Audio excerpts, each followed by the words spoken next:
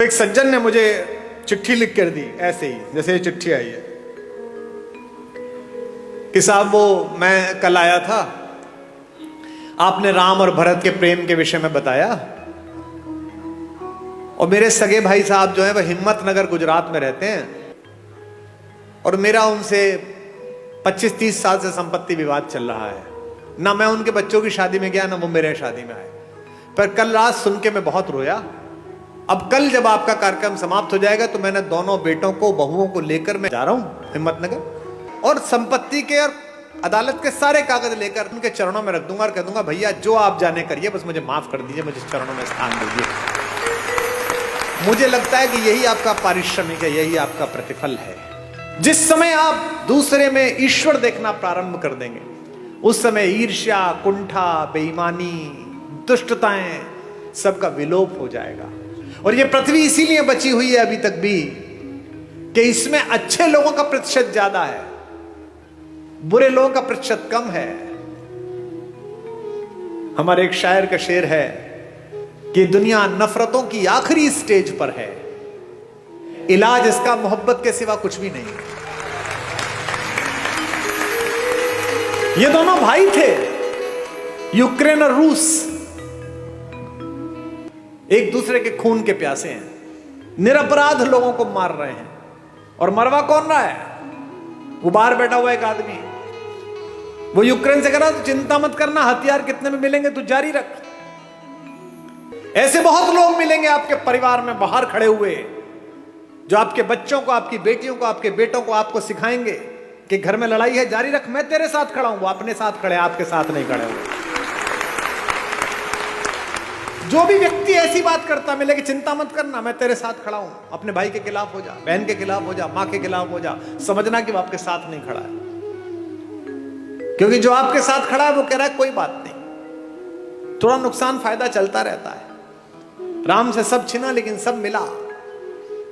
इसीलिए मैं बार बार अपने सत्र में एक बात कहता हूं, महत्वाकांक्षा खूब रखिए, लालच शून्य रखिए। ये जो आपके पास है इसे जब तक पर्याप्त मानते रहोगे तब तक खुश रहोगे। जिस दिन दूसरे के पास जो है उसको प्राप्त करने की कोशिश करोगे उस दिन कष्ट में आ जाओगे। टेलीविजन पर क्या विज्ञापन आ रहा है? ये दो भाई बहन बैठे हैं, ये एक मामा जी बैठे हैं, एक माता बैठी है। इनमें प्रेम की क्या कमी है भैया? 2 शताब्दी से ज्यादा का प्रेम है दोनों का एक दूसरे से, भैया बहन का। हमको क्या सिखाया जा रहा है? रक्षाबंधन से 5 दिन पहले एक डायमंड की कंपनी आती है, वो कहती है इस रक्षाबंधन बहन को ये हीरा दे दो। हमको क्या सिखाया जा रहा है करवा चौथ पर? ये डायमंड दे दो। यहां तक कि घर में हम कौन सा कुकर खरीदे इस पर भी प्रेम। जो बीवी से करे प्यार वो इस फला कुकर से कैसे करें इनकार?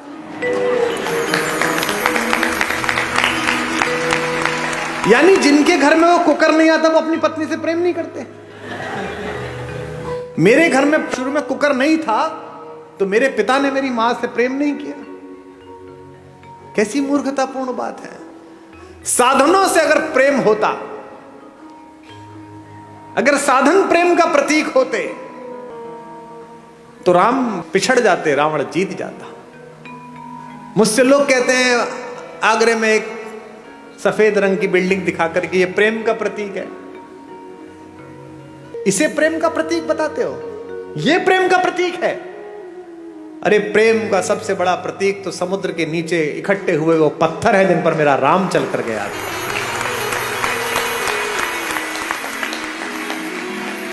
राम ने कहा है ऐसी की तैसी इस पर्वत की, ऐसी की तैसी इस समुद्र की। अगर मेरी प्रेमिका, मेरी पत्नी के बीच में कोई आया है तो 7 समंदर पार छुपाओ, उसके घर में जाके मारूंगा।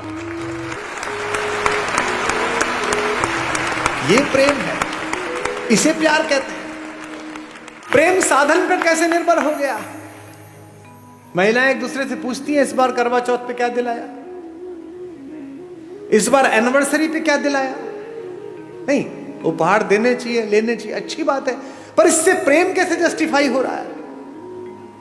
कोई ज्योतिषी बता सकता है कि इस वाली शादी में इतने कैरेट का हीरा दे दो, इसके बाद तलाक नहीं होगा? बता सकता है? नहीं बता सकता। लेकिन अगर माओ ने बेटियों में संस्कार डाले हों कि जिस घर जा रही हो उस घर में जो मां है वो भी मां ही है, अगर पिताओं ने पुत्रों में संस्कार डाले हों कि जिसकी बेटी इस घर में आ रही है उसका उतना ही अधिकार है जितना तेरा इस घर पर अधिकार है, तो हीरे की जरूरत ही नहीं है, घर ही अयोध्या बन जाएगा।